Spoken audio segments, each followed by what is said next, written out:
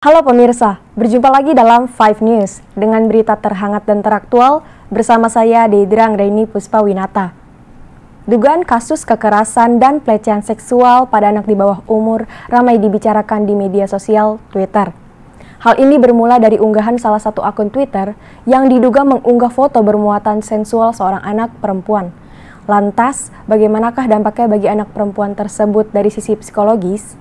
Berikut berita selengkapnya. Di Indonesia, jumlah kekerasan terhadap anak di bawah umur terus meningkat dari tahun ke tahun. Komnas Perlindungan Anak mencatat sepanjang tahun 2020, setidaknya terdapat 2.700 kasus kekerasan dan didominasi oleh kasus pelecehan seksual anak. Seperti yang diungkapkan oleh Yulfa Sakinas sebagai seorang ilmuwan psikologi, pelecehan seksual adalah salah satu bentuk dari kekerasan. Pelecehan itu adalah salah satu bentuk dari kekerasan.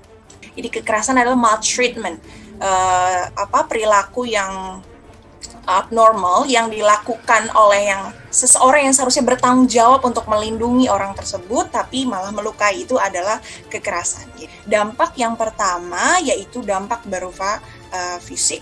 Jadi dia mengalami sesuatu yang melukai dia secara fisik. Lalu yang kedua adalah dampak secara emosional atau psikologis.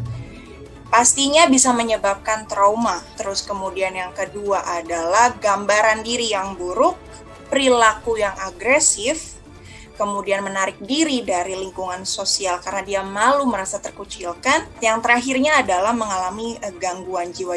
Yang dapat dilakukan anak tersebut bisa bercerita. Pastinya yang pertama kepada orang tua dulu ya, melaporkan kepada orang tua bahwa saya mengalami kekerasan. Nanti orang tua bisa melaporkan secara hukum.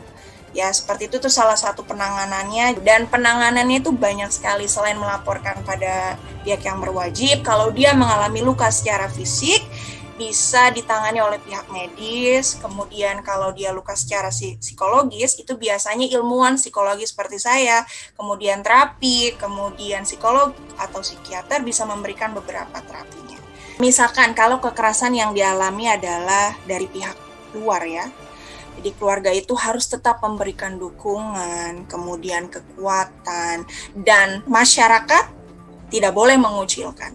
Apakah mempengaruhi pada masa depan si anak? Saya jawab adalah iya, karena tumbuh kembang anak itu dipengaruhi oleh 3 faktor, kognitif, afeksi, and behavior. Pesan saya adalah, pertama harus disosialisasikan pola asuh apa yang akan dipakai.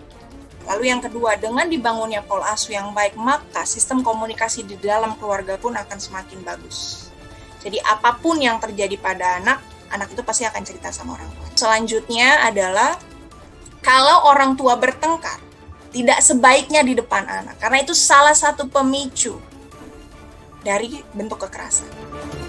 Ketika terjadi kekerasan, keluarga harus memberi dukungan kepada sang anak.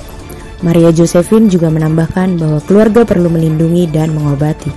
Untuk mencegah kasus kekerasan, orang tua juga perlu memberi pengawasan terhadap anak. Lingkungan di sini bisa jadi orang tua atau orang-orang dewasa di sekitar anak yang tidak peduli pada anak atau bahkan tidak sadar bahwa dia sudah melakukan kekerasan kepada anak. Kalau sudah terjadi kekerasan, yang harus dilakukan adalah memberikan perlindungan dulu kepada anak yang mengalami kekerasan. Misalnya dia mengalami kekerasan fisik, jadi obatin dulu fisiknya berarti kan. Lalu kalau memang dia butuh tempat berlindung, diberikan dulu tempat berlindungnya. Berarti kan harus ada pelaporan dulu. Kalau tidak ada pelaporan kan si pelaku juga nggak tahu nih. Mungkin pelakunya anak-anak yang dia nggak tahu bahwa apa yang dia lakukan itu adalah kekerasan. Tapi kalau pelakunya orang dewasa, berarti kan dia dengan sengaja memanfaatkan anak. Nah ini berarti kan harus dilaporkan secara hukum, lalu diproses secara hukum. Tapi tetap aja ketika anak sudah dilaporkan ataupun orang dewasa dilaporkan, harusnya ada efek jerak pada si pelaku. Kan ada akibatnya tuh kalau orang sudah dilaporkan. Akibatnya apa? Ditangkap oleh pihak kepolisian. Bisa ditahan di kantor polisi, kalau anak bisa dimasukkan ke LPKS, namanya Lembaga Penyelenggara Kesejahteraan Sosial. Upaya yang bisa dilakukan oleh orang tua, yang pertama itu adalah menjaga anaknya ya, yang pasti ya, tidak mengizinkan anak keluar tanpa pengawasan orang tua. Kalaupun sudah keluar dari rumah, berarti kan ada batasan-batasan apa yang boleh dilakukan dan apa yang tidak boleh dilakukan.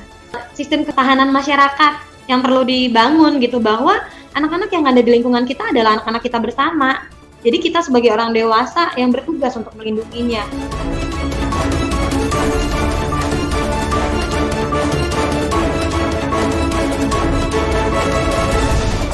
Baiklah pemirsa, sekian berita yang dapat saya sampaikan. Semoga dapat bermanfaat untuk Anda.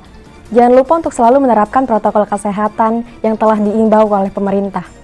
Saya Deidra Anggraini Puspawinata beserta kru yang bertugas pamit undur diri. Terima kasih dan sampai jumpa. 5TV, be kreatif.